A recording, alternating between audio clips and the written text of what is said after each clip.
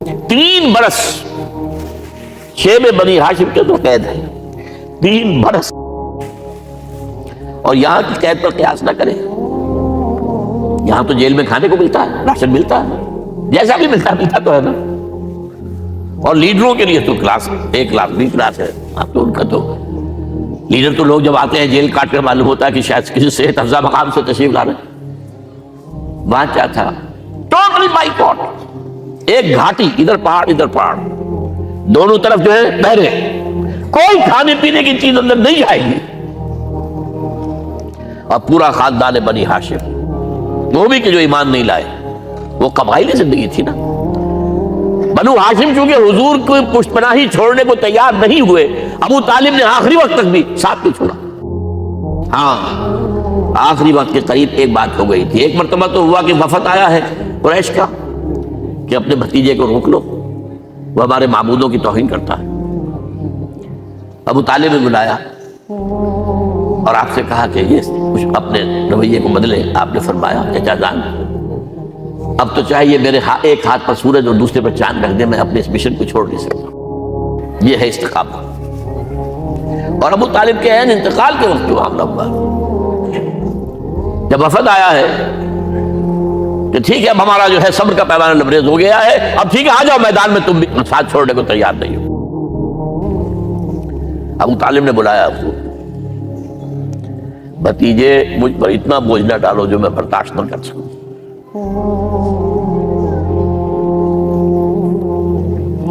حضور کی آنکھوں میں آنسو آ گئے۔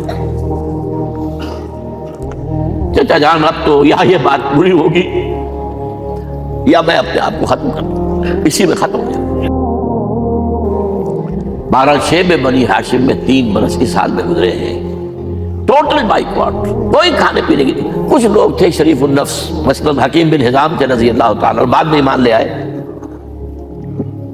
حضرت خدیجہ کے وہ رشتہ دار تھے، وہ پہاڑ پر چڑھ کر ایک طرف سے رات کی تاریکی میں، دونوں دروازے تو بند ہیں، پہاڑ پر چڑھ کر چوٹی سے نیچے اتر کر کوئی چیزیں کھانے پینے کی دے آئے بس اللہ، کوئی اور ایک آدھ ہوگا ایسا۔ یہاں تک نوبت آئی ہے کہ بنی ہاشم کے یہ پھول جیسے بچے معصوم بھوک سے بلبلا رہے ہیں، اور اس کے سوا کچھ نہیں ہے کہ سوکھے چمڑے ابال کر اس کا پانی ان کے حلق میں ٹپکا دیا جائے۔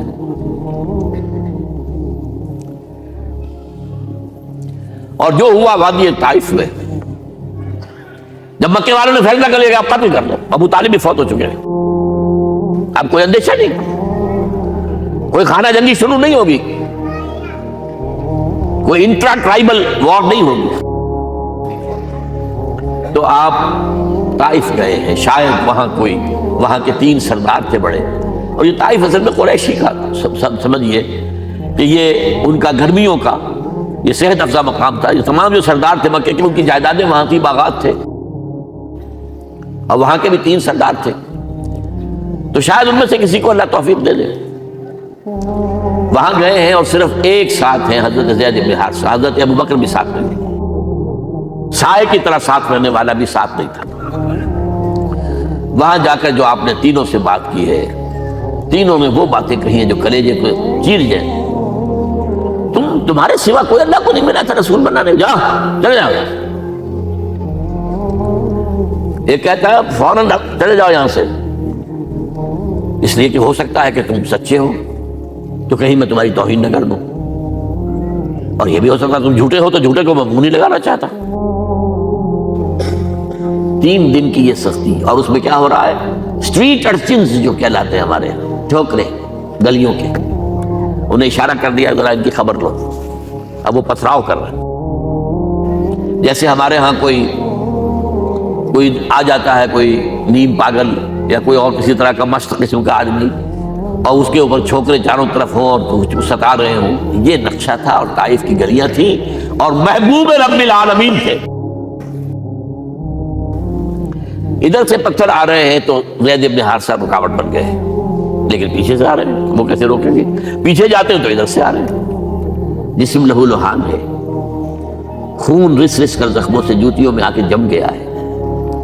پھر وہاں سے آپ نکل کر گئے ہیں، ایک باغ میں تھوڑی سی پناہ لی ہے تھوڑی دیر کے لیے، جوتے بڑی مشکل سے اترے ہیں، خون جمع ہوا، اور وہ جو پھر دعا نکلی ہے آپ کے، وہ کلیجے کو چیر جانے والی ہے۔ اللہم الیک اشکو ضعف قوتی وقلت حیلتی وحوانی علی الناس، اے اللہ تیری جناب میں فریاد لے کر آیا ہوں اپنی قوت کی کمی کا، اپنے وسائل کی کمی کا، اور لوگوں میں جو رسوائی ہو رہی ہے۔ الی من تکلنی الی بعید یتجہمنی او الی عدو ملکت امری، مجھے کس کے حوالہ کر دیا ہے؟ مجھے دشمن کے حوالے کر دیا جو چاہے میرے ساتھ کر گزرے۔ فریاد ہے کہ نہیں؟ بڑی زوردار فریاد ہے، بڑی زوردار، لیکن پھر مقام عبدیت کا ظہور ہوتا ہے۔ ان لم یکن علی غضبک فلا ابالی، اے اللہ اگر تو ناراض نہیں ہے، مجھے اندیشہ یہ ہو گیا کہ کہیں تو ناراض تو نہیں ہو گیا ہے، کہیں تو نے میرا ساتھ تو نہیں چھوڑ دیا ہے۔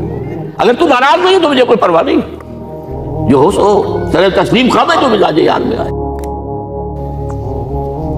واپس آئے ہیں تو مکے میں داخل نہیں ہو سکتے تھے، بات تو قتل کا فیصلہ ہو چکا، باہر ہی آپ نے ڈیرا لگایا، زید بن حارثہ کو بھیجا، فلاں شخص کے پاس جاؤ کہ تم اگر امان میں لے لو محمد کو تو محمد آ جائیں، میں تو میری یہ پوزیشن نہیں ہے، میں قریش کے مقابلے میں امان نہیں دے سکتا۔ دوسرے کے پاس بھیجا، اس نے بھی کچھ ایسے جواب دے دیا۔ تیسرے کے پاس جب گئے حضرت زید، مطعم بن عدی، اس نے کہا ٹھیک ہے میں امان دیتا ہوں محمد کو، وہ آ جائے مکے میں۔ حضور سے آگے کہا، حضور نے فرمایا نہیں جا کر کہو، آ کر لے کر جا۔ کیوں؟ کیا پتہ اچانک جو ہے میرے داخل ہوتے ہی کوئی مجھ پر حملہ کرے، قتل کر۔ وہ تو یہ کہہ سکے کہ ہمیں کیا پتہ تھا کہ مطعم نے جو ہے امان دی ہے، I never knew it۔ اب یہ قبیلے کے اندر یہ ہوتا تھا کہ ایک نے امان دے دی، سب کی طرف سے امان، لہذا حضور نے فرمایا آ کر لے کر جاؤ۔ وہ اپنے 6 بیٹوں کو ہتھیار سجا کر لے کر آیا ہے، اور پھر لے کر گیا حضور کو، کہتا ہوا گزر رہا ہے راستے میں، لوگوں سن لو محمد میری امان میں ہے صلی اللہ علیہ وسلم۔ اس لیے آپ کو مکے کے اندر پھر 2-2.5 سال مزید رہنے کا موقع ملا ہے، اور اتنا بڑا احسان آپ نے مانا پھر مطعم بن عدی کا کہ غزوہ بدر میں جب 70 اسیر تھے قریش کے حضور کے پاس، تو آپ نے فرمایا تھا کہ اگر آج مطعم زندہ ہوتا اور وہ سفارش کرتا تو میں ان سب کو چھوڑ دیتا بغیر کسی فدیے کے۔ بہرحال یہ چند باتیں میں نے آپ کو بتائی، باقی تو یہ کہ غار ثور ہے کیسی کیسی، اور پھر غزوہ بدر سے پہلے کی رات ہے، اور وہ آپ کا زندگی کا طویل ترین سجدہ ہے اس میں، جہاں تک یہ الفاظ بھی آپ نے کہہ دیا، اللہ اگر کل یہ جو 313 یہاں جمع ہیں اگر یہ ختم ہو گئے تو پھر قیامت تک تیرا نام لینے والا کوئی نہیں ہوگا، میں آخری رسول اور میری یہ 15 برس کی کمائی ہے۔ اس وقت کہا حضرت ابوبکر دو پیردار کی حیثیت سے کھڑے تھے، حسبک حسبک حضور بس کیجئے بس کیجئے۔ بہرحال بدر ہے، احد ہے، زخمی ہوئے ہیں، دندان مبارک شہید ہوئے ہیں، خون اتنا بہا ہے کہ بے ہوش ہو گئے ہیں، اور خبر اڑ گئی ہے کہ آپ شہید ہو گئے، یہ سب کچھ، اور سب سے بڑھ کر حمزہ کی لاش سامنے آئی، کیسی لاش؟ ناک کٹی ہوئی ہے، کان کٹے ہوئے ہیں، پیٹ چاک کر کے کلیجہ چبایا ہوا ہے، کس طرح برداشت کیا ہوگا آپ نے؟ اپنے اوپر تاری کر کے دیکھیں، یہ حمزہ کون ہے؟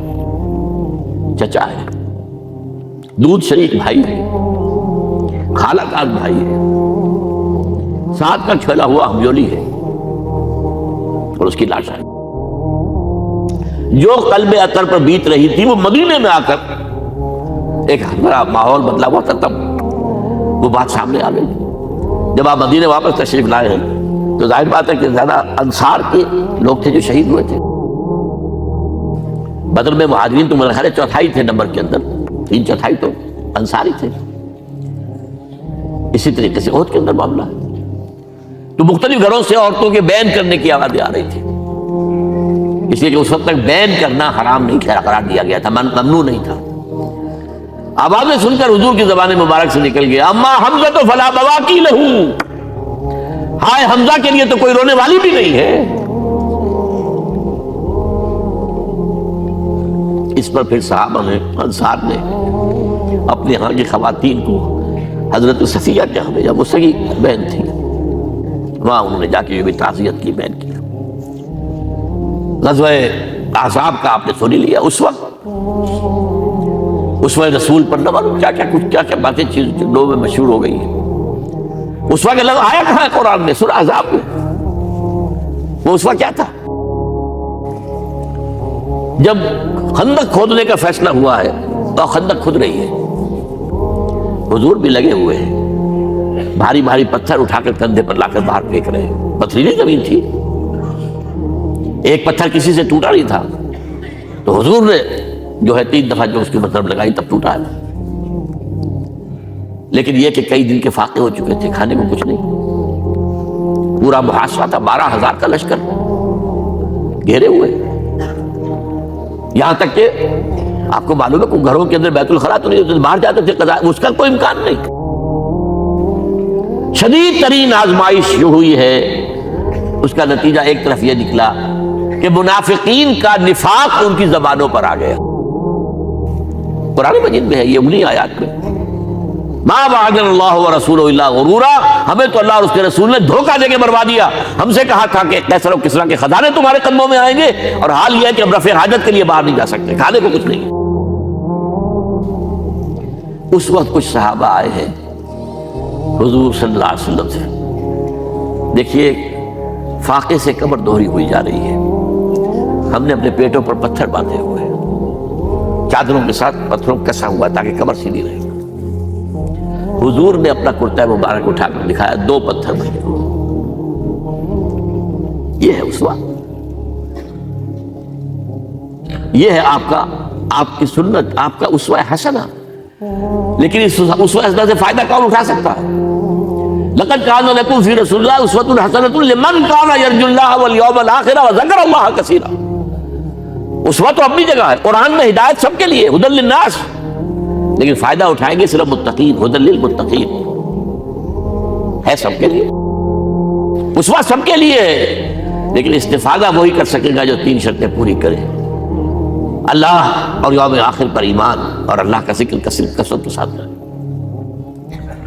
بہرحال یہ میں نے آپ کے سامنے اس حوالے سے رکھا ہے. یہ اسوہ جو ہے حضور کا، یہ ہم پر اتمام حجت ہے. دیکھیے نوٹ کیجئے، پوری نوع انسانی پر اتمام حجت، اسلام کا نظام عدل اجتماعی جو قائم کر کے دکھا دیا، حجت قائم ہے. اسے انگریزی میں کہتے ہیں اٹس ڈویبل، کیا جا سکتا ہے، یہ کام ہو سکتا ہے.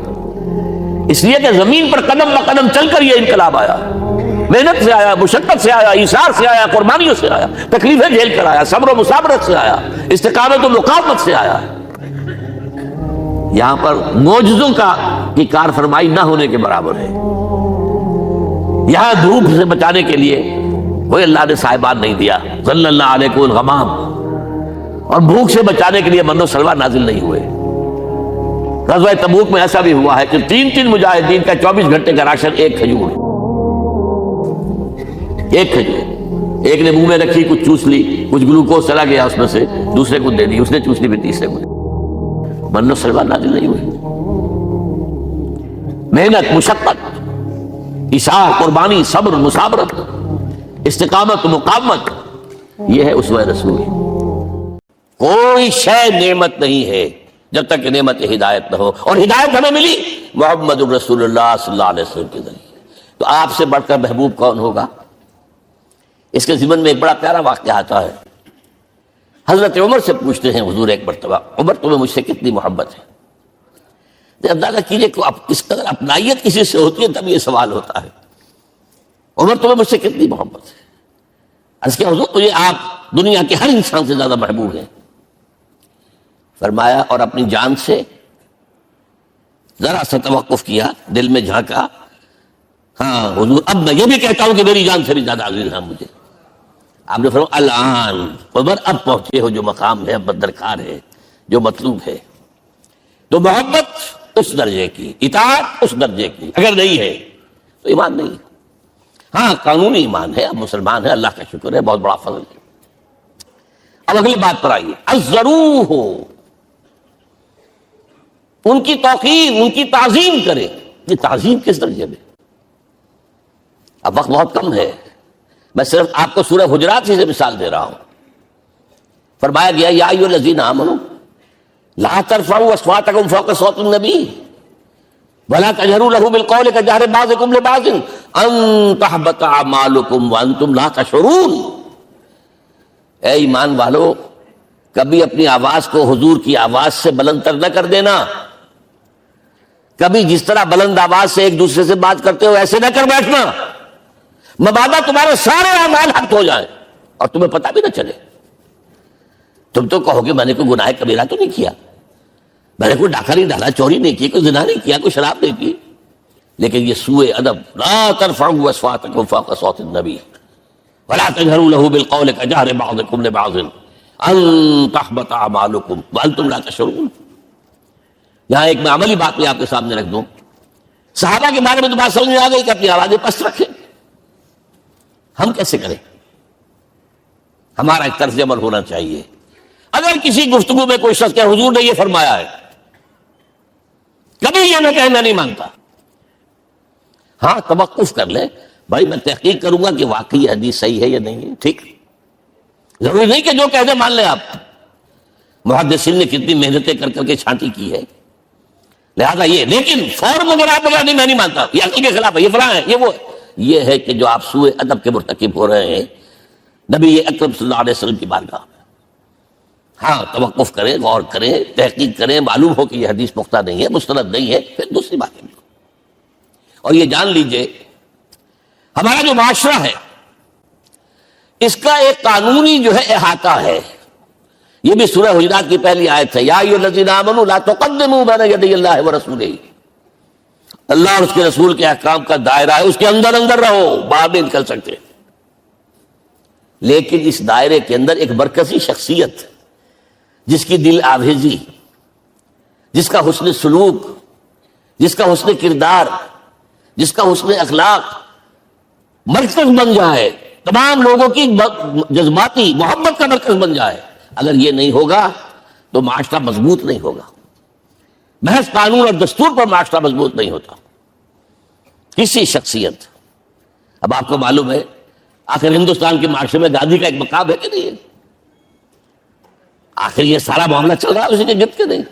ماؤ تنگ کے معاملہ ہے کہ نہیں ہے؟ یہ سارا معاملہ دنیا میں عام لوگ کہہ دیتے، ریشنلسٹ لوگ، کہ ان چیزوں کی کیا ضرورت ہے، بھائی قانون دیکھنا چاہیے، دستور دیکھنا چاہیے، حکم دیکھنا نہیں، بھائی جذباتی وابستگی، کہ ایک ہستی تو ایسی ہو کہ جس کے کچھ کہنے پر فوراً زبانیں بند ہو جائیں۔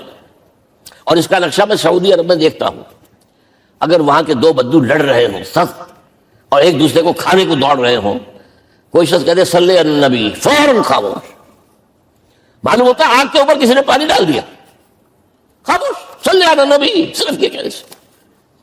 یہ جذباتی وابستگی اگر محمد سے نہیں ہے صلی اللہ علیہ وسلم تو آپ کا معاشرہ کبھی مضبوط نہیں ہوگا۔ یہ مرکزی شخصیت، یہ مرکز ہے، اسی لیے ان کے احترام کا یہ درجہ ہے، کیونکہ اس سے کیا ہوگا، تمہارا شیرازہ بکھر جائے گا۔ اگر ان کے ساتھ جذباتی محبت نہیں ہوگی تمہارا شیرازہ بکھر جائے گا۔ یہ آیا معاملہ۔ اب میں آپ کو بتانا چاہتا ہوں تعظیم ہمارے ہاں اصل میں بدقسمتی سے ہم سیرت کی تقریریں کرتے ہیں، حضور کی عظمت بیان کرنے کی کوشش کرتے ہیں۔ کچھ لوگ تو خیر حضور کی زلفیں ہیں، حضور کی آنکھیں ہیں، حضور کی کملی ہے، حضور کا سایہ نہیں تھا وغیرہ، یہ باتیں اپنی جگہ ہے، ہر چیز ٹھیک ہے، لیکن یہ جان لیجئے حضور کی اصل عظمت ایک نبی اور رسول کی حیثیت سے ہے، اور وہ شے وہ ہے جہاں جبرائیل کے بھی پر جل رہے ہیں، اس کی حقیقت کون جانتا ہے؟ میں ایک مثال دے رہا ہوں آپ کو کہ حضور 100 میں وصال رکھا کرتے تھے، آج روزہ رکھا، شام کو افطار نہیں کیا، وہ رات کو چل رہا ہے روزہ، اگلے روز پھر وہ کنٹینیو کر رہا ہے شام تک، 2 دن کا 100 میں وصال، 3 دن کا بھی رکھتے تھے۔ صحابہ نے اجازت چاہی، حضور ہمیں بھی اجازت دے دیں، نہیں، آج کے حضور آپ تو رکھتے ہیں، ہمیں منع کرتے ہیں۔ اب سنیے، ایکم مثلی، تمہیں سے کون ہے مجھے ایسا؟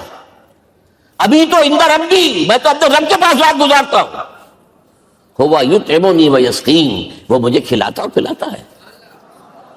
کیا سمجھیں گے ہم؟ کیا ہماری سمجھ میں آئے گا؟ یہ معاملہ نبوت کے جو اسرار اور رموز ہیں، ان کا جو مقام اور مرتبہ ہے، وہ کوئی نبی پہچان سکتا، غیر نبی تو پہچان ہی نہیں سکتا۔ ایک ڈاکٹر کا کیا مقام ہے اپنے فن میں، وہ کوئی ڈاکٹر ہی سمجھ سکے گا نا، غیر ڈاکٹر کہاں سمجھے گا؟ اور حقیقت میں وہی سمجھے گا جو اس سے بھی اوپر کا ڈاکٹر ہے. نیچے والا تو نہیں سمجھ سکتا. جو کمتر ہے وہ تو صرف اوپر دیکھے گا اللہ اللہ خیر صلی اللہ. جو اوپر ہے اور ظاہر ہے محمد سے اوپر کوئی نہیں صلی اللہ علیہ وسلم. یہی وجہ ہے دیکھیے شیخ سعدی کو کیا کہنا پڑا, یا صاحب الجمال و یا سید البشر من وجهك المرير قد نور القمر لا يمكن الثناء كما كان حقه بعد خدا بزرگ توئی قصہ مختصر. اے محمد صلی اللہ علیہ وسلم آپ کی ثنا جیسے کہ حق ہے ہو ہی نہیں سکتی. غالب اس سے بھی آگے گیا, میں بات ابھی آپ کو سناتا ہوں شعر اس کا. آپ کی ثنا کا حق ادا ہو ہی نہیں سکتا, بس ہم یہ جانتے ہیں اللہ کے بعد آپ کا مقام.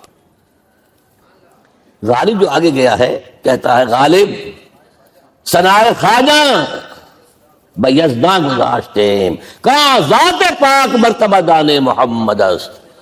اے غالب ہم نے تو حضور کی ثنا تو اللہ کے حوالے کر دی ہے, اس لیے کہ وہی ذات پاک جانتا ہے مرتبہ محمد کا کیا ہے صلی اللہ علیہ وسلم. ہم بیان کرنے کی کوشش کریں گے تو توہین کر بیٹھیں گے. ایک لطیفہ ہے, ایک بیچارہ کوئی دیہاتی کے پھنسا ہوا تھا کسی جگہ, تھکا ہوا چل رہا تھا, ڈپٹی کمشنر صاحب جا رہے تھے, کار میں بٹھا لیا. اب اس نے کہا پتر تینو اللہ پٹواری کرے. اب اس غریب کے جو ہے اس کے ذہن میں پٹواری سے اوپر تو کچھ ہے ہی نہیں. اس کے قلم سے جو ہے ادھر کا انتقال ادھر ہو گیا, ادھر کی طرف ادھر چلی گئی. تو ڈی سی کو وہ تعریف کر رہا ہے اپنے سمجھ کے مطابق پٹواری کرے. تو ہم کہیں پٹواری والا معاملہ نہ کریں. ہاں ایک پہلو ایسا ہے جس کے حوالے سے حضور کی عظمت ہماری سمجھ میں آئے گی. حضور ایک انسان کی حیثیت سے کیا تھے, ایک باپ کی حیثیت سے آپ کا کیا طرز عمل تھا. ذرا یاد کیجئے جگر گوش ہے رسول حضرت فاطمہ بطول رضی اللہ تعالیٰ عنہ, وہ حاضر ہوتی ہے, ابا جان دیکھیے چکی پیس پیس کر یہ گٹے پڑ گئے میرے ہاتھ میں, یہ کنویں سے پانی لاتی ہوں, مشکیزیں کہ یہاں پر بدیاں پڑ گئی. حضور اب تو عام لوگوں پر بھی آسانیاں ہیں, لوگوں کے ہاں غلام آ گئے ہیں, کنیزیں آ گئی ہیں, مال و دولت آ گئی ہے. مجھے بھی کوئی غلام کنیز عطا ہو جائے. اور آپ کو معلوم ہے یہ لخت جگر نور چشم محمد کی سب سے پیاری بیٹی صلی اللہ علیہ وسلم, کوئی شک نہیں اس میں, فاطمہ کیا بیتی ہوگی حضور کے قلب پر. لیکن فرمایا کیا بیٹی یہ دنیا کی چیزیں ہماری لیے نہیں ہیں, میں تمہیں اس سے بہتر شے دیتا ہوں. تسبیح فاطمہ ہر نماز کے بعد 33 مرتبہ سبحان اللہ, 33 مرتبہ الحمدللہ, 33 مرتبہ اللہ اکبر کہہ لیا کرو. لیکن سوچ لیجئے دل پر کیا گزری ہوگی صلی اللہ علیہ وسلم. حضرت عائشہ سے پوچھئے, حضرت خدیجہ سے پوچھئے حضور کیسے شوہر تھے, آپ سے زیادہ خواتین کے حق میں نرم, گھر کے کام کا جھاڑو دے رہے ہیں, کپڑے جو ہے بوسیدہ انہیں سی رہے, گھر میں بیٹھے ہوئے یہ کام کرتے تھے. بہرحال ایک بات میں آپ سے عرض کروں, آپ انسان کی جس حیثیت کا بھی ذہن میں تصور کریں گے وہ ساری حیثیتیں محمد میں موجود ہیں صلی اللہ علیہ وسلم. محمد حاکم کی حیثیت سے بھی ہیں, محمد سب سالار کی حیثیت سے بھی ہیں, محمد قاضی القضات بھی ہیں, محمد ہیڈ آف دی اسٹیٹ بھی ہیں, محمد بیویوں والے بھی ہیں, اولاد والے بھی ہیں, محمد 5 وقتہ امام بھی ہیں, جمعہ کے خطیب بھی ہیں, مدرس قرآن بھی ہیں, مربی بھی ہیں, مزکی بھی ہیں, اور ہر میدان میں بلند ترین مقام. کوئی ایسی جامع شخصیت ملے گی؟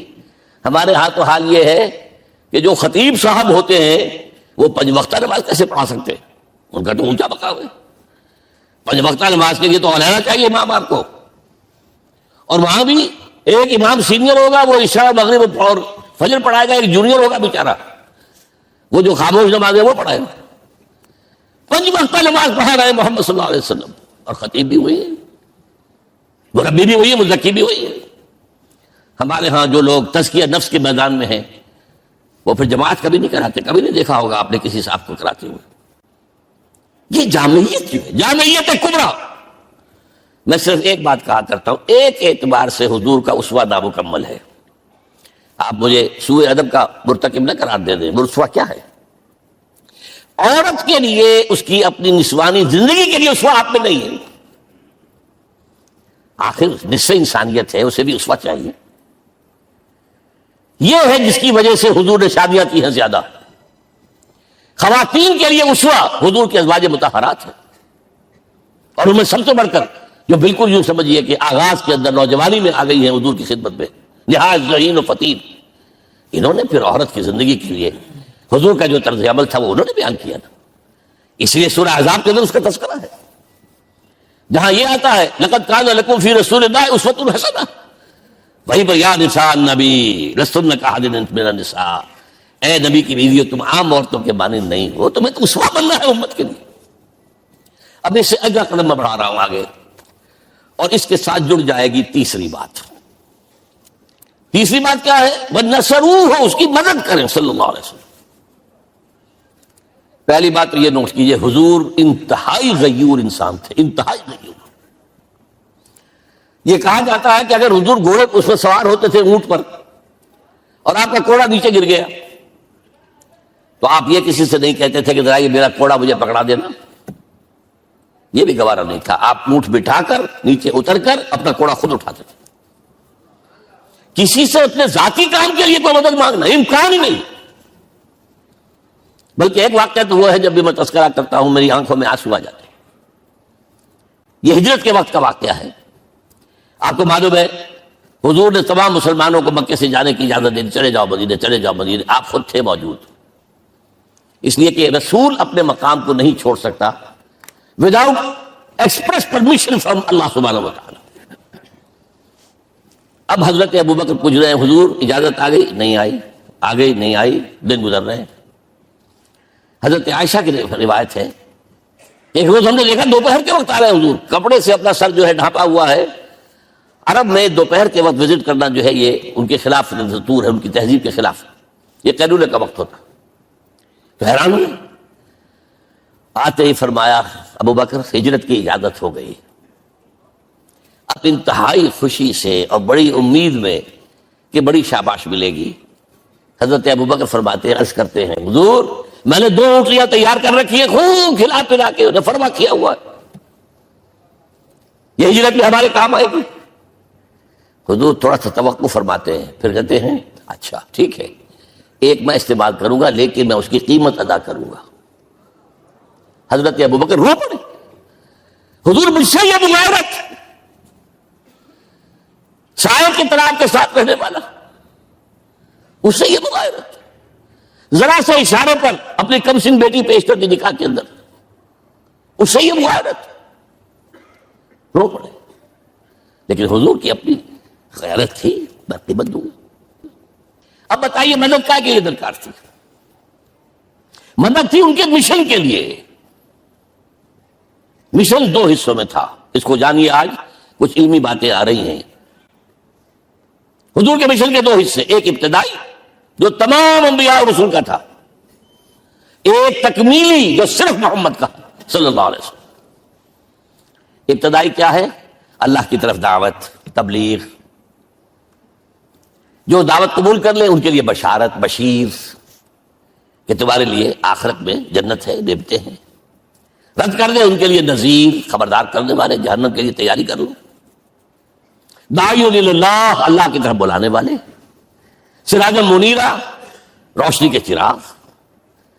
یہ حیثیتیں مشترک ہے تمام انبیاء کرام. تمام انبیاء بشیر بھی تھے، نذیر بھی تھے، داعی بھی تھے، سراج منیر بھی تھے. اگرچہ ان تمام حیثیتوں میں بھی حضور کا سب سے اونچا مقام علیحدہ نمایاں ہے، لیکن حیثیتیں بنیادی طور پر مشترک. ایک حیثیت تکمیلی، اور وہ کیا ہے؟ اے نبی جو دین آپ کو دیا گیا ہے صرف تبلیغ نہیں، صرف تعلیم نہیں، اس کو قائم کر کے دکھاؤ نظام زندگی کی حیثیت سے. 3 مرتبہ قرآن میں یہ الفاظ حضور کے لیے آئے ہیں، هو الذی ارسل رسولہ بالہدی ودین الحق لیظہرہ علی الدین کلہ. 3 دفعہ سورہ توبہ میں یہ الفاظ آئے، سورہ صف میں یہ الفاظ آئے، سورہ فتح میں یہ الفاظ آئے. وہی اللہ جس نے بھیجا ہے اپنے رسول کو صلی اللہ علیہ وسلم، الہدا قرآن حکیم، ہدایت کاملہ، اور نمبر 2 دین حق. یہ 2 چیزیں دے کر بھیجا. کس لیے؟ تاکہ اس دین کو غالب کرے پورے نظام زندگی پر. یہ معاملہ ذرا سوچئے. اور یہ حضور کے لیے 3 دفعہ اور کسی اور نبی کے لیے 1 دفعہ بھی نہیں. قرآن مجید کے اس نقطے کو ذہن نشین کر لیجیے. اصل میں یہ کیا ہے؟ اسے ہم یوں کہیں گے، ایک ہے نبوت و رسالت، ایک ہے تکمیل نبوت و رسالت. ہمارے ہاں ختم نبوت کے اوپر تو زور دیا گیا ہے، اور صحیح دیا گیا ہے، ایمان کا ہمارا جز ہے. حضور کے بعد کسی نے بھی دعویٰ کیا نبوت کا، وہ جھوٹا کذاب دجال. جس نے مانا وہ بہرحال دائرہ اسلام سے خارج ہے، اور جو بھی کچھ ہوا کرے وہ. یہ چونکہ قانونی بات تھی اس لیے اس کا حق ادا کیا علماء کرام نے. واقعہ ہے کہ اس میں کوئی کمی نہیں رکھی، لیکن حضور کی فضیلت اس میں نہیں ہے. فرض کیجئے کہ نبوت چلی آ رہی تھی ہموار طور پر، ایک جگہ آ کے ختم ہو گئی، تو فضیلت کون سی ہوئی؟ نہیں، نبوت اور رسالت تدریجاً ترقی کرتے ہوئے اپنے نقطۂ عروج کو پہنچ کر ختم ہوئی. یہ ہے فضیلت.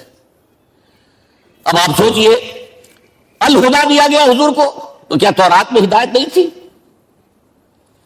سورہ اعراف کی آیت ہے، سورہ مائدہ کی، انا انزلنا التوراۃ فیہا ھدی و نور. ہم نے نازل کی تھی تورات، اس میں ہدایت بھی تھی، نور بھی تھا. ہم مانتے ہیں اللہ کی کتاب تھی. وہی فرمایا ہے انجیل فیہا ھدی و نور، اس میں ہدایت بھی تھی، نور بھی تھا. پھر یہ الہدا قرآن آیا. یہ کیا ہے؟ ہدایت نے درجہ بدرجہ ترقی کرتے ہوئے قرآن میں آ کر کامل ہو گئی. ہدایت کامل. وجہ کیا ہے؟ انسان کا شعور بھی تو درجہ بدرجہ بڑھا ہے. ایک وقت تھا ہمارا بچپن تھا، فکر کے اعتبار سے، سوچ کے اعتبار سے، علم کے اعتبار سے. ہمارے آباء و اجداد کبھی جو رہتے تھے گھروں کے اندر یا کبھی آئے ہیں تو کیا تھا ان کے پاس؟ اب اس وقت جو ہے کسی کو آپ پرائمری کے بچے کو پی ایچ ڈی ڈاکٹر رکھ دیجئے ٹیوٹر، تو کیا پڑھائے گا تو وہی جو پرائمری کا بچہ سمجھ سکے. لہذا وہ جو کہا گیا تھا آدم کو اس زمین کی خلافت دیتے، فَإِمَّا يَأْتِيَنَّكُم مِّنِّي هُدًى فَمَن تَبِعَ هُدَايَ فَلَا خَوْفٌ عَلَيْهِمْ وَلَا هُمْ يَحْزَنُونَ. یہ ہدایت رفتہ رفتہ آئے گی. اور یہ بات جان لیجئے، پروفیسر ڈاکٹر محمد شریف نے جو کتاب لکھی ہے فلسفے کی تاریخ پر، اس میں بتایا ہے کہ 1200 برس انسانی تاریخ کے بہت ہی پروڈکٹیو ہے فلسفیانہ فکر کے لیے. From 600 BC to 600 AD 1200 years سارے فلسفے اسی میں پیدا ہوئے. سقراط، مختار، افلاطون اور یہ سب نکل گیا، کنفیوشس بھی آ گیا، تاؤ بھی آ گیا، اور بدھ بھی آ گیا، جین بھی آ گیا، سب آ گئے. گویا کہ انسان جب کچھ سوچ سکتا تھا، جتنا سوچ سکتا تھا سوچ چکا. اور یہ بھی سنا جو حضرت عیسیٰ نے کہا تھا اپنے حواریوں سے، ڈپارٹنگ جو میسج تھا، مجھے ابھی تم سے اور بھی بہت باتیں کرنی تھی، لیکن تم ان کا تحمل نہیں کر سکو گے. جب وہ فارقلیت آئے گا صلی اللہ علیہ وسلم تو تمہیں سب کچھ بتائے گا. لہذا جب انسان بلوغت کو پہنچا ہے فلسفیانہ فکر کے اعتبار سے، تب، اور یہ بھی نوٹ کر لیجئے، بہت اہم بات کہہ رہا ہوں، چند مہینے غار حرا کی تنہائیوں میں اللہ تعالیٰ نے حضور کو وہ سارا ذہنی سفر طے کرایا ہے. کیا کرتے تھے حضور جا کر غار حرا میں؟ کبھی سوچا آپ نے؟ اگر آپ یہودیوں میں پیدا ہوئے ہوتے تو یہودی طرز پر آپ عبادت کرتے. اگر کہیں عیسائیوں میں پیدا ہوتے تو عیسائیوں کی طرز پر آپ تو نہیں تھے. آپ تو پیدا ہوئے مشرکین میں شرک کرنے کا امکان ہی نہیں آپ کے لیے، تو کیا کرتے تھے؟ حدیث کے الفاظ یہ کہ تحنث فی، وہاں جا کر عبادت کرتے تھے.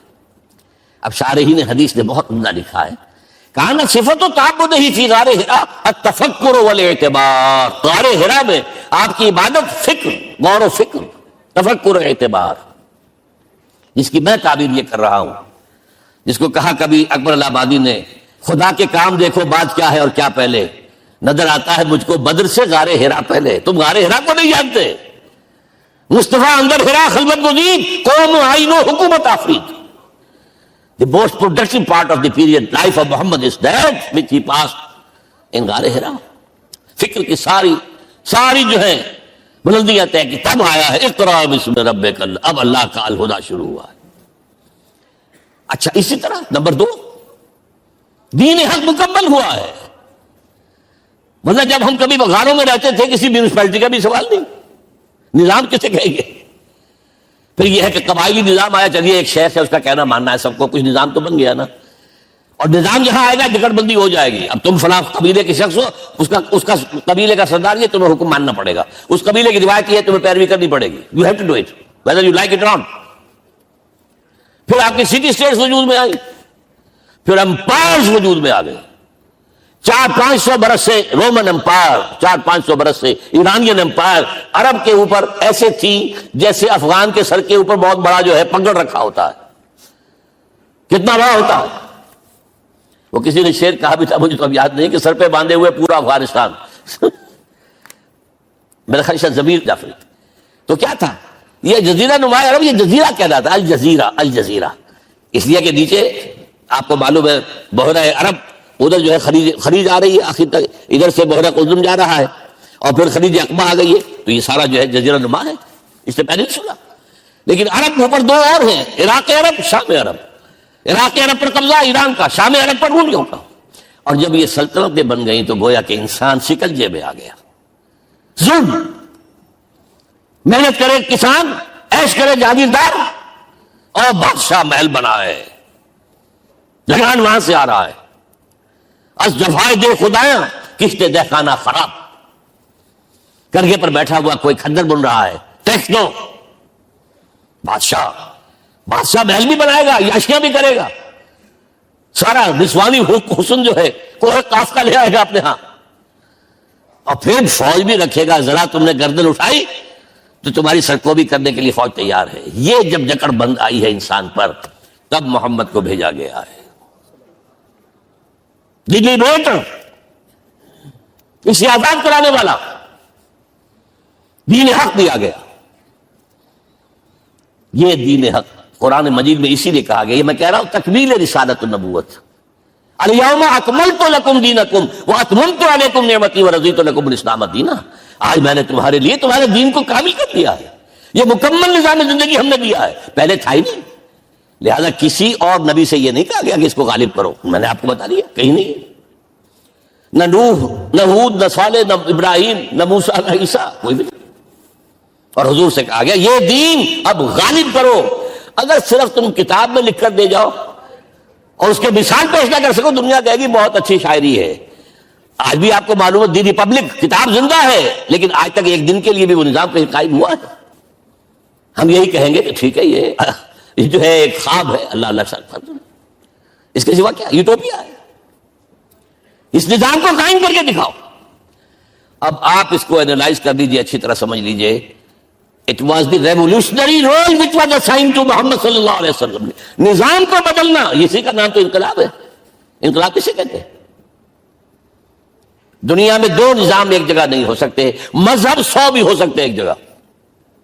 مذہب لمیٹڈ ہے، آپ کی ذاتی زندگی، آپ کے کچھ عقائد ہیں، کچھ عبادات ہیں، کچھ رسومات ہیں، کچھ سوشل رائٹس ہیں، یہ ہے بس. تو یہ تو 100 بھی they can coexist. امریکہ میں کتنے ہیں؟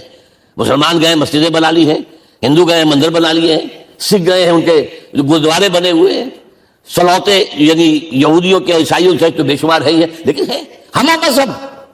لیکن دین تو دو نہیں ہو سکتے. یا ڈیموکریسی ہوگی یا بادشاہت ہوگی، ایک تو دو تو نہیں ہو سکتے.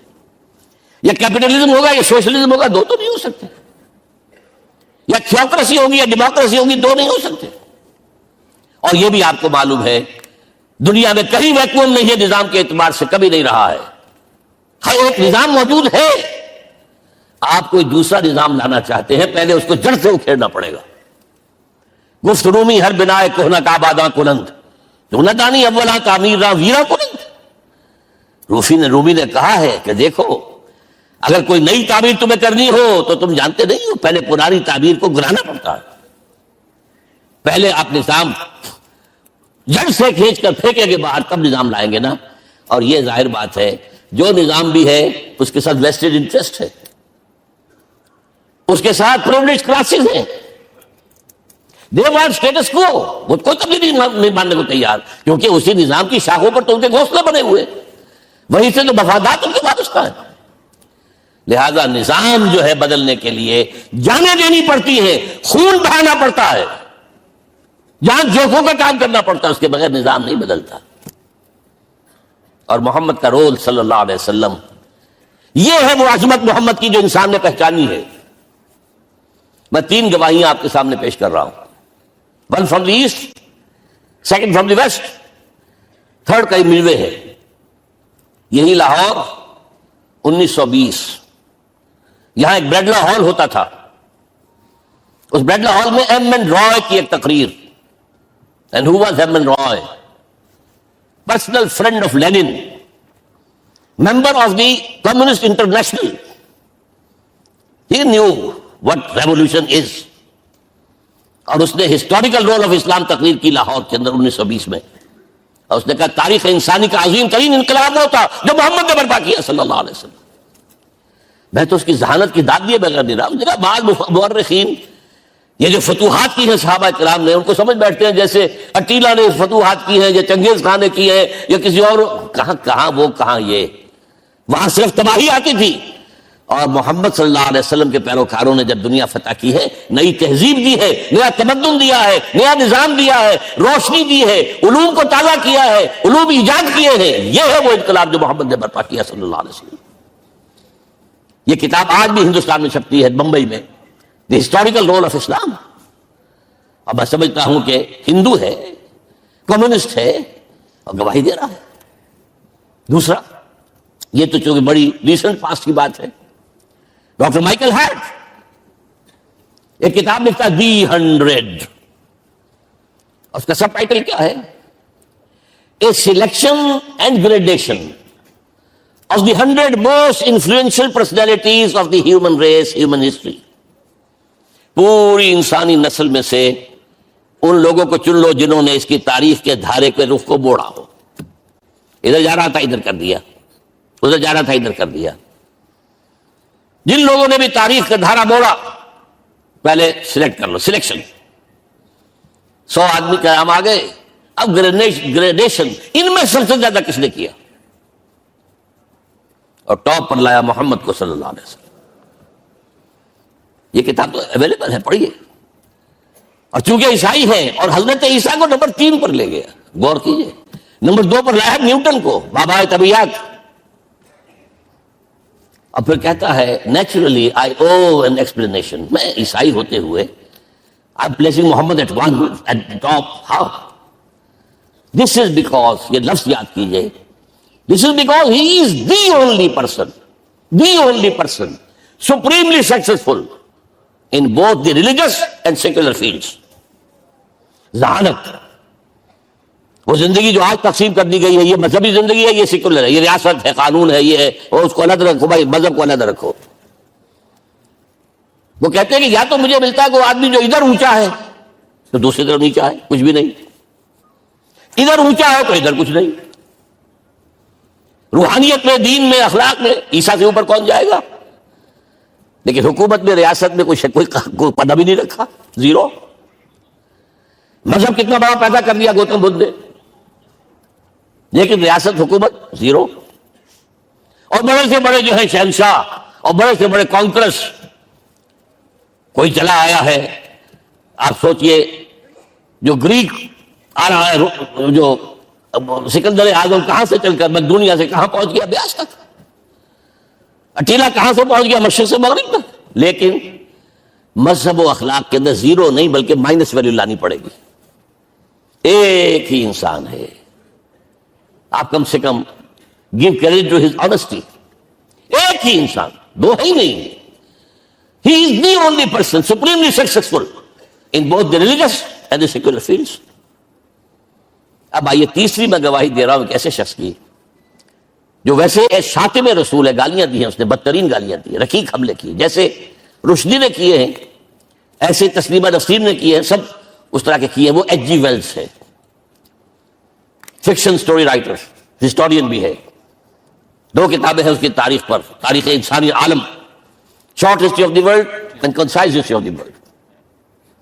جو رقیق حملے کیے ہیں میں اس کا ذکر نہیں کر، ذکر اس لیے کر دیا کہ معلوم ہے وہ دشمن ہے، دوست نہیں ہے۔ اگر کسی کا دوست ہوگا تو تعریف کرے گا، وہ دشمن ہے۔ میں اسٹیبلش کرنا چاہتا ہوں، یہ انیمی۔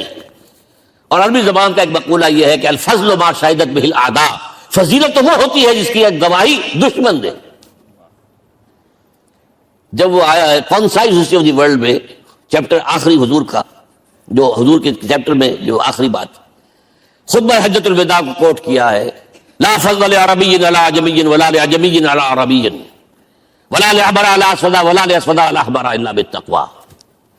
کسی عرب کو کسی عجمی پر کوئی فضیلت نہیں، کسی عجمی کو کسی عرب پر کوئی فضیلت نہیں، کسی گولے کو کسی کالے پر کوئی فضیلت نہیں، اور کسی کالے کو کسی گورے پر کوئی فضیلت نہیں، ہاں تقوی کے ساتھ فضیلت.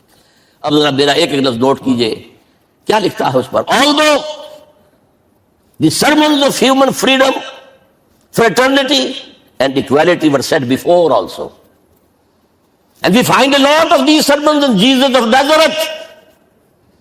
مسیح ناصری حضرت عیسیٰ علیہ السلام کے ہاں بھی واعظ تو ہمیں بہت ملتے ہیں، but it must be accepted that it was Muhammad sallallahu alaihi wasallam who for the first time in history established a society based on these principles. انسانی حریت، اخوت، مساوات، اس کے واعظ کہنے تو بہت آسان ہے، تقریریں کرنی تو بہت آسان ہے، لیکن ان ویلیوز کو باقاعدہ اسٹیبلش کرنا ایک سوسائٹی میں ماننا پڑتا ہے، یہ اسے دینا پڑا ہے کریڈٹ جو بھی ہے. لیکن ایک بات نوٹ کر لیں، مبادہ کہیں آپ میرے بارے میں سوء ظن ہو جائے، تازہ ایڈیشن جو اب اویلیبل ہے اس میں سے یہ نکال دیے گئے ہیں. آج کے جو ان کے ایڈیٹرز ہیں ان کے حلق سے نیچے نہیں اتر رہے. اتنی بڑی حقیقت. آپ پنجاب لائبریری یا پبلک لائبریری سے جا کے پرانا ایڈیشن لیجیے، concise history of the world کے اندر آپ کو یہ الفاظ مل جائیں گے. Although the sermons of human fraternity, freedom and equality were said before also, and we have a lot of these sermons in Jesus of Nazareth, but it must be accepted that it was Muhammad sallallahu alaihi wasallam who for the first time in history established a society based on these principles. اب یہ جو mission میں نے آپ کے سامنے رکھا، ایک بنیادی مشن قرآن کی تبلیغ کرو، تبلیغ کرو، تبلیغ کرو، تبلیغ کرو. یا ایھا رسول بلغ ما انزل الیک من ربک وان لم تفعل فما بلغت رسالتہ. نمبر 2، جو دین حق دیا اسے غالب کرو، قائم کرو، نافذ کرو، اس کی مثال پیش کرو دنیا کے سامنے. ان دونوں میں مدد درکار تھی محمد رسول اللہ کو. جیسے حضرت مسیح نے کہا تھا، وَإِذْ قَالَ عِيسَىٰ ابْنُ مَرْيَمَ لِلْحَوَارِيِّينَ مَنْ أَنصَارِي إِلَى اللَّهِ، کون ہے میرا مددگار اللہ کی راہ میں. جیسے یہ اللہ فرماتے سورہ حدید میں، بڑی پیاری آیت ہے، بڑی ریولوشنری آیت ہے، بلکہ میں بڑی ننگی انقلابی آیت ہے قرآن مجید کی. اتنا صاف اللہ تعالیٰ ہی سچ بول سکتا ہے، کوئی اور تو ضرور کہیں نہ کہ اس کے اوپر کوئی کپڑا ڈال کے بات کرے گا. آیت نمبر 25 آف سورۃ الحدید، لقد ارسلنا رسلنا بالبینات، ہم نے اپنے رسولوں کو بھیجا واضح نشانیوں کے ساتھ، معجزات کے ساتھ. وانزلنا معهم الکتاب والمیزان، ان کے ساتھ کتاب اتاری، شریعت اتاری، میزان اتاری، نظام اتارا. لِيَقُومَ النَّاسُ بِالْقِسْطِ، تاکہ لوگ عدل پر قائم ہوں. اس لیے کتاب کیوں بھیجی، رسول کیوں بھیجے، نبی کیوں بھیجے، وحی کیوں بھیجی؟ تاکہ لوگ عدل پر قائم ہوں. یہ اس سے بڑی آیت کوئی ہوگی؟ عدل اجتماعی، سوشل جسٹس.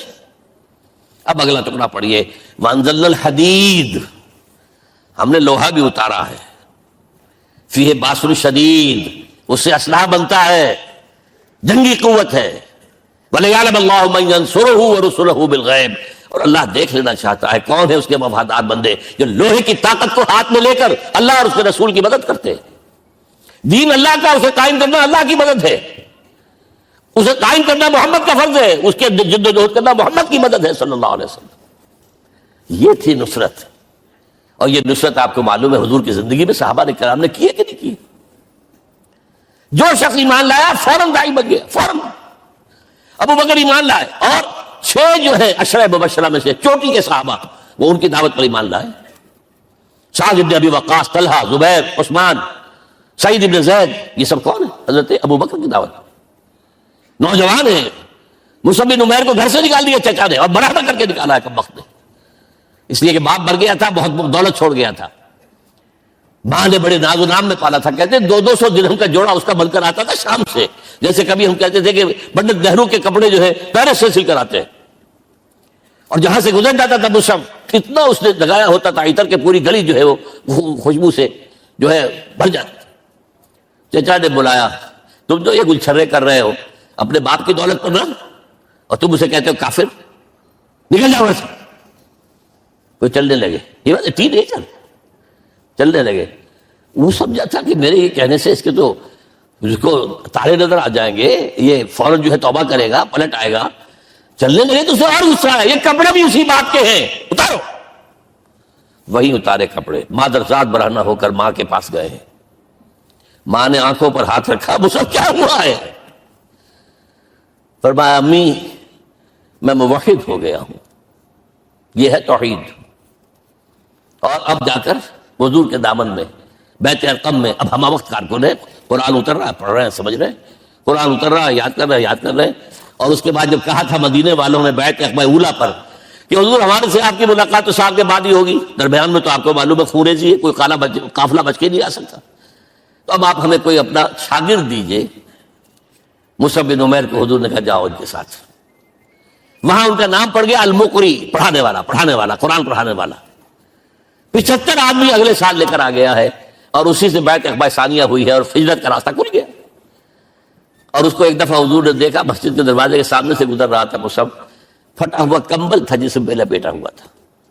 حضور کی آنکھوں میں آنسو آ گئے. غزوہ احد میں شہید ہوا کس طرح؟ علم بردار تھا، ایک ہاتھ پر مار پڑا ہے، کٹ کے گر گیا، ایک ہاتھ سے تھاما، دوسرے پر بھی گر گیا، دونوں جو بچے ہوئے حصے تھے اس سے تھاما. پھر جب ختم ہو گئے اس کے بعد جو ہے جب دفن کر رہے تھے تو حضور کے سامنے پرابلم لایا گیا. مصعب کے جسم پر تو کوئی کپڑا ہی نہیں تھا سوائے ایک چادر کے، ایک دھوتی، اللہ اللہ خیر. اور شہید کا کفن ہوتا ہے اس کا اپنا لباس. حضور وہ اتنا چھوٹی ہے وہ چادر کے پاؤں ڈھانپتے ہیں تو سر کھل جاتا ہے، سر ڈھانپتے ہیں تو پاؤں کھل جاتے ہیں. فرمایا سر کو ڈھانپ دو کپڑے سے اور پیروں پر گھاس ڈال دو. That was the last dress which Musab got.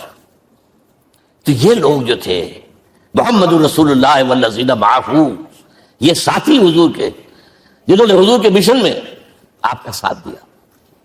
اور ایک خاص مرحلے کا تو میں آپ کے سامنے ذکر ہی کر دوں، اس لیے کہ دین کی اقامت، دین کا غلبہ، اس میں تو جہاد اور قتال آئے گا لا محالہ. Nobody is going to allow you to change the system. اگر سسٹم بدلتا ہے تو اس کے ساتھ جو مفادات بدلتے ہیں وہ ختم ہو جاتے ہیں، جو پرولیجز ہیں وہ ختم ہو جاتے ہیں. لہذا جب غزوہ بدر کا مرحلہ آیا ہے، حضور نے مجلس شورا منعقد کی، اور آپ نے جو وہی سے آپ کو بتا دیا گیا تھا، دیکھو ایک قافلہ آ رہا ہے شمال سے، مال غنیمت سے غزہ فدا ہے، اور 50 صرف اس کے ساتھ محافظ ہیں. ایک لشکر آ رہا ہے جنوب سے، ریل کانٹے سے لیس، اور اللہ نے وعدہ کیا ہے کہ ایک پر ضرور تمہیں فتح دے گا، بتاؤ کدھر چلے. یہ اصل میں کسی بھی سپہ سالار کے لیے وقت ہوتا ہے کہ اپنے ساتھیوں کے مورال کا اندازہ کرے. کچھ ہوں گے ہم جیسے کمزور بھی، انہوں نے کہا کہ حضور پہلے قافلے کی طرف چلے، آسانی سے فتح بھی ہو جائے گی اور ہتھیار مل جائیں گے ہمیں. ہمارے پاس تو ہتھیار بھی نہیں ہے، گنتی کے لوگوں کے پاس تلواریں بھی نہیں سب کے پاس، تو 50 آدمیوں کے ہتھیار تو ملیں گے، پھر لشکر سے نپٹ لیں. اب حضور کہہ رہے ہیں اشیرونی اشیرونی اشیرونی. حضرت مقداد بن اسود کھڑے ہوتے ہیں، حضور ہمیں موسیٰ کے ساتھی نہ سمجھیے جنہوں نے کہہ دیا فَاذْهَبْ أَنْتَ وَرَبُّكَ فَقَاتِلَا إِنَّا هَاهُنَا قَاعِدُونَ. ہم موسیٰ کے ساتھی نہیں ہیں، ہم آپ کے جانثار ہیں. آپ جو آپ کی نیت ہے آپ بسم اللہ کیجیے، آپ کو کیا پتہ ہمارے ذریعے آپ کو اللہ تعالیٰ آنکھوں کی ٹھنڈک عطا فرمائے. حضور پھر فرمائے مجھے مشورہ دو، مجھے مشورہ دو. تب خیال آیا سعد ابن عبادہ رضی اللہ تعالیٰ عنہ کو، جو رئیس انصار تھے، ہو نہ ہو یہ ہماری طرف روئے سخن ہے. کیونکہ بیعت عقبہ ثانیہ جس کے نتیجے میں ہجرت ہوئی ہے اس میں طے یہ ہوا تھا کہ اگر یہ مکے والے مدینے پر حملہ آور ہوں گے آپ کو ختم کرنے کے لیے، ہم آپ کی حفاظت ایسے ہی کریں گے جیسے اپنے بیوی بچوں کی. اور ابھی مدینے پر حملہ ہوا نہیں ہے، حضور پری ایمپٹ کر رہے ہیں، باہر نکل کے مقابلہ کرنا چاہ رہے ہیں. تو گویا کہ انصار کور نہیں ہوتے اس کے اندر، اس لیے بار بار اشیرونی، مجھے مشورہ دو. اب سعد بن عبادہ کھڑے ہوتے ہیں، کأنک تعنینا یا رسول اللہ صلی اللہ علیہ وسلم. اللہ کے رسول شاید آپ کا روئے سخن ہماری جانب ہے. فإنا آمنا بک وصدقناک، ہم آپ پر ایمان لا چکے ہیں، ہم نے آپ کی تصدیق کی، اب ہمارے پاس چوائس کون سا ہے؟ اگر آپ آگے چلیں ہم پیچھے چلیں گے، اگر برق الغماد تک پہنچیں گے ہم اپنی اونٹنیوں کو دملا کر دیں گے، یمن کا آخری شہر جو ہے برق الغماد. اور اگر آپ ساحل سمندر پر کھڑے ہو کر اپنی سواری سمندر میں ڈالیں گے ہم بھی ڈال دیں. بہرحال یہ مراحل ہیں کہ جن سے گزر کر حضور نے اللہ کے دین کو غالب کیا اور قائم کیا، اور اس ہر سطح پر، ہر مرحلے پر صحابہ کرام نے آپ کا ساتھ دیا. جہاں آپ کا پسینہ گرا وہاں انہوں نے اپنے خون کی ندیاں بہا دی. محمد رسول اللہ والذین معہ اشداء علی الکفار رحماء بینہم. یہ ہے در حقیقت عظمت محمد صلی اللہ علیہ وسلم. آج کے دور میں سمجھ لیجیے اچھی طرح، یہ دور جس کا کہ فاتح ہے حضور، فاتح سے مطلب افتتاح کرنے والے. اس دور میں اجتماعی نظام کی اصل اہمیت ہے. اجتماعی نظام غلط ہے، ایکسپلائٹیٹو ہے. تقسیم دولت کا نظام غلط ہے. کیا ہوگا؟ ایک طرف دولت جمع ہوگی، ایکومولیشن آف ویلتھ، ایک طرف بھوک، افلاس، فاقہ ہوگا. شاہ ولی اللہ دہلوی کہتے ہیں کہ جس معاشرے میں تقسیم دولت کا نظام غلط ہو جائے، یہ دو دھاری تلوار ہے، دو دھاری دونوں طرف کاٹتی ہے. ایک طرف دولت جمع ہوگی تو عیاشیاں ہوں گی، بدماشیاں ہوں گی، گلچرے ہوں گے، وہ بھی خراب، معاشرے کے لیے خراب. اور ایک طرف فقر ہوگا اور بھوک ہوگی اور فاقہ ہوگا، یہ بھی خراب. اس لیے کہ حضور فرماتے ہیں کاد الفقر و یکون کفرا، فقر تو انسان کو کفر کی حد تک پہنچا دیتا ہے. لہذا فقر کل نظام کو توڑنا ہوگا. یہ الفاظ شاہ ولی اللہ دہلوی رحمۃ اللہ علیہ کے، جو 12ویں صدی ہجری کے مجدد ہیں. اس نظام کو بدلنا. اب آپ سوچئے حضور صلی اللہ علیہ وسلم نے جب اپنے اس مشن کی تکمیل کر لی، تو میں اب دو باتیں آپ کو بتا رہا ہوں. کیونکہ حضور کی بعثت صرف عرب کے لیے نہیں تھی، صرف عربوں کے لیے نہیں تھی، صرف ملک عرب کے لیے نہیں تھی. اگر یہ ہوتا تو آپ کا کام مکمل ہو گیا تھا، پورے عرب میں اللہ کی حکومت قائم ہو گئی، ایک ایک شخص تک قرآن پہنچ گیا. لیکن 5 جگہ قرآن میں آیا ہے وما ارسلناک الا کافۃ للناس بشیرا ونذیرا. ہم نے نہیں بھیجا آپ کو مگر تمام انسانوں کے لیے بشیر اور نذیر بنا کر. لہذا کام مکمل نہیں ہوا. اقبال کہتا ہے وقت فرصت ہے کہاں، کام ابھی باقی ہے، نور توحید کا اتمام ابھی باقی ہے. یہ بھی تکمیل رسالت کا مظہر ہے کہ حضور سے پہلے کوئی رسول پوری نوع انسانی کے لیے نہیں بھیجا گیا. آپ پہلے رسول ہیں اللہ کے اور آخری جو پوری نوع انسانی کے لیے بھیجے گئے. حضرت عیسیٰ نے بھی یہی کہا تھا اپنے حواریین سے، تو سینٹ پال نے اسے تبلیغی مذہب بنایا ہے. انجیل میں ابھی الفاظ موجود ہیں کہ I have been sent in search of the lost sheep of the house of Israel. میں تو اسرائیل کے گھرانے کی کھوئی ہوئی بھیڑوں کی تلاش میں بھیجا گیا ہوں، صرف بنی اسرائیل کے لیے. قرآن بھی کہتا ہے رسول الی بنی اسرائیل، واحد رسول ہیں جو پوری دنیا کے لیے بھیجے گئے. اچھا کہہ دینا تو آسان ہو گیا، اس کا مطلب کیا ہے؟ جب تک پوری دنیا پر اللہ کا دین غالب نہ ہو، محمد کا مقصد بعثت ہنوز شرمندہ تکمیل ہے. اور یہ ہوگا، اس کی خبر دی ہے. یہ ایک تحفہ میں لے کر آیا آپ کے لیے. 8 صفحے ہیں، لیکن یہ سمجھیے کہ یہ سونے کے حروف سے شد لکھے ہوئے ہیں. وہ احادیث، وہ آیات جن میں حضور نے خبر دی ہے کہ پوری دنیا پر اللہ کا دین غالب ہوگا. ہو نہیں سکتا کہ دنیا ختم ہو جائے اور محمد کا مقصد بعثت ابھی مکمل نہ ہو، ناممکن. ان آیات کو پڑھیے، ان میں پھر احادیث پڑھیے. میں صرف 2 حدیثیں آپ کو سنا دوں. ایک میں حضور نے اپنے زمانے سے لے کر قیامت تک کے 5 ادوار گنائے ہیں. آپ پڑھ لیجیے گا، ٹیکسٹ ہے یہ، اور خدا کے لیے اس کی قدر کیجیے گا. یہ آیات ہیں، احادیث پھینک نہ دیجیے خدا کے لیے کہیں. اور اس کے اندر جو ہے اس وقت کے جو مایوسی کے اندھیارے ہمارے اوپر چھائے ہوئے ہیں، اس کا علاج ہے کہ نہیں اور بھی دور فلک ہیں ابھی آنے والے، ناز اتنا نہ کریں ہم کو ستانے والے. بہرحال حضور نے جب اپنا مشن عرب کی حد تک مکمل کر لیا تو اب ایک بات نوٹ کیجئے، خطبہ حجۃ الوداع 1.25 لاکھ کا مجمع. حضور نے اپنے اس خطبے میں اپنی تعلیمات کے جو اہم نکات تھے انہیں اور دہرایا. 3 مرتبہ ایک بات کی ہے. لاؤڈ اسپیکر تو تھا نہیں. پہلے آپ ادھر رخ کرتے تھے، آپ کہتے تھے کچھ، ادھر لوگ آدمی آگے کھڑا ہوا اس کو آگے پہنچاتا اور آگے پہنچاتا تھا. پھر آپ سامنے رخ کر کے کہتے تھے، پھر بائیں طرف رخ کر کے 3 مرتبہ، ایک لفظ 3 مرتبہ. آخر میں ایک سوال کیا ہے، الا هل بلغت؟ دیکھو لوگوں میں نے پہنچا دیا یا نہیں؟ کیونکہ قرآن میں تحدید آئی تھی، اے نبی، یا ایھا النبی بلغ ما انزل الیک من ربک وان لم تفعل فما بلغت رسالتہ. اے نبی جو کچھ تم پر نازل کیا گیا اللہ کی طرف سے پہنچا دو، اور اگر نہیں کیا تو رسالت کا حق ادا نہیں ہوگا. اور اس میں سورہ اعراف کی آیت نمبر 6 اگر پڑھ لیں، فَلَنَسْأَلَنَّ الَّذِينَ أُرْسِلَ إِلَيْهِمْ وَلَنَسْأَلَنَّ الْمُرْسَلِينَ. ہم ان سے بھی پوچھیں گے جن کی طرف رسولوں کو بھیجا، اور رسولوں سے پوچھیں گے ہم نے تمہارے پاس اپنا پیغام پہنچایا تھا، تم نے پہنچایا کہ نہیں لوگوں کو؟ اس لیے حضور نے گواہی دی، الا هل بلغت؟ دیکھو میں نے پہنچا دیا کہ نہیں، اور جواب کیا ملا؟ انا نشهد انك قد بلغت رسالتا واديت الامانتا ونصحت الامتا وكشفت الغمتا. ہم گواہ ہیں حضور، آپ نے رسالت کا حق ادا کر دیا، امانت کا حق ادا کر دیا، ہماری خیر خواہی کا حق ادا کر دیا، اور گمراہی کے اندھیرے جو ہے انہیں چھانٹ کر رکھ دیا. اب آپ نے آسمان کی طرف نگاہ کی، انگشت شہادت سے وہی 3 مرتبہ اللہم اشہد اللہم اشہد اللہم اشہد، اللہ تو بھی گواہ ہے، یہ مان رہے. یہ ہے سائی آف ریلیف. یہ بوجھ جو میرے کندھے پر آیا تھا، انا سنلقی علیک قولا ثقیلا، یہ اب منتقل ہو گیا، اب امت کو منتقل ہوا. لہذا آخری لفظ کیا تھا؟ فَلْيُبَلِّغِ الشَّاهِدُ الْغَائِبَ. اب جو یہاں موجود ہیں ان کا فرض ہے کہ پہنچائیں ان کو جو یہاں نہیں ہے. میں صرف تمہارے لیے رسول نہیں ہوں، ایک ایک فرد نوع بشر تک دنیا میں جو اس وقت ہے، اور ایک ایک فرد نوع بشر جو آخر تک آئے گا قیامت تک، اس تک قرآن پہنچانا تمہارے ذمہ ہے. ہم نے نہیں پہنچایا، اسی لیے آج ہم اللہ کے عذاب میں ہیں. آج کیوں ذلیل کے کل تک نہ تھی پسند گستاخی فرشتہ ہماری جناب میں. 1.5 بلین مسلمان، لیکن عزت نام کی کوئی شے ہے؟ G7 G9 G11 G13 G15 کوئی مسلمان بھی ہے ان میں؟ نہ 3 میں نہ 13 میں، نہ G7 میں نہ G15 میں، نن. اتنی بڑی تعداد، سیکورٹی کونسل میں کسی سیٹ کی امید ہے؟ آپ کے وسائل پر ان کا کمتا ہے، آپ کی ٹیکسیشن کے احکام وہاں سے آ رہے ہیں. ریٹ بڑھاؤ، چینی کے اس کے بڑھاؤ، اور فلاں کے بڑھاؤ، اور بجلی کے بڑھاؤ، اور تیل کے بڑھاؤ. کیا ہو رہا ہے؟ کیوں دلیل ہے؟ اور نمبر 2، آج دنیا میں خون اگر بہ رہا ہے تو صرف مسلمان کا ہو گیا. مانند آب ارضا مسلمان کا لہو.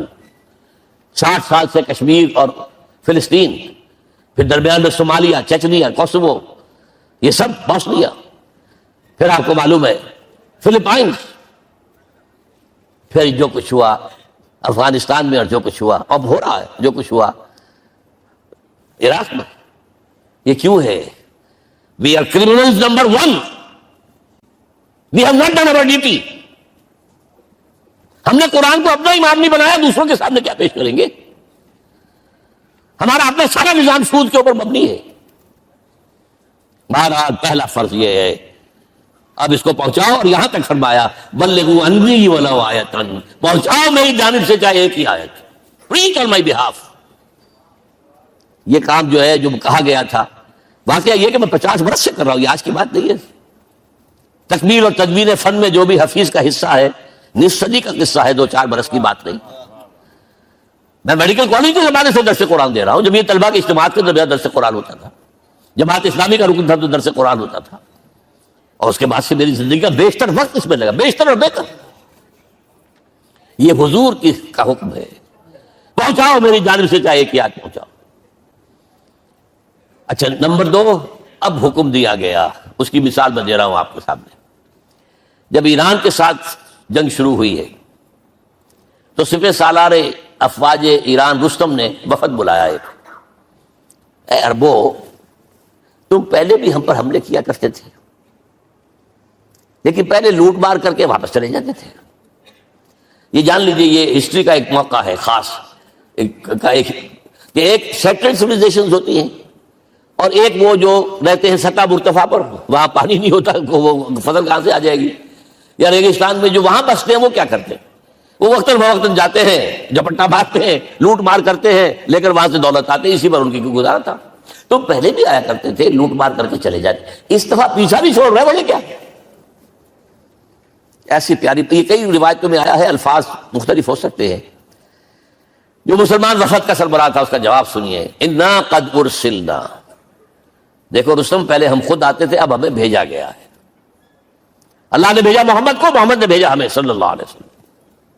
کس لیے؟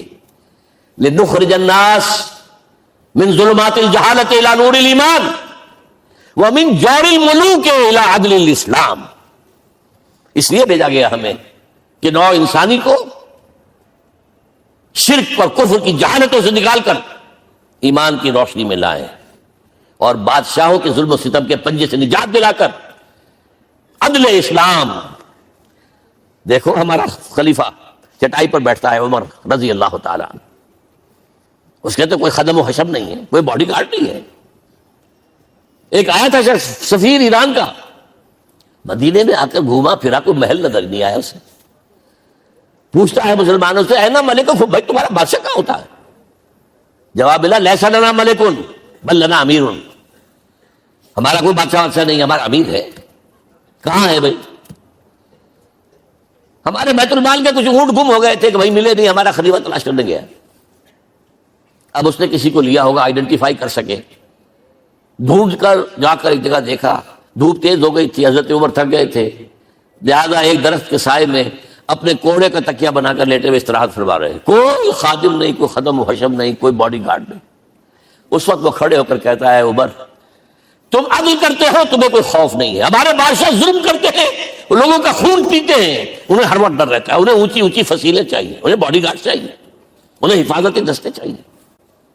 یہ مثال پیش کی ہے نا، یہ کوئی فیری ٹیلز تو نہیں ہے، یہ تو آج کی تاریخ ہے، 1400 برس پرانی تاریخ ہے بھائی، کوئی پرانی نہیں ہے، کوئی 10,000 سال پرانی بات نہیں ہے. اور وہی عمر ہے، انہیں بلایا گیا ہے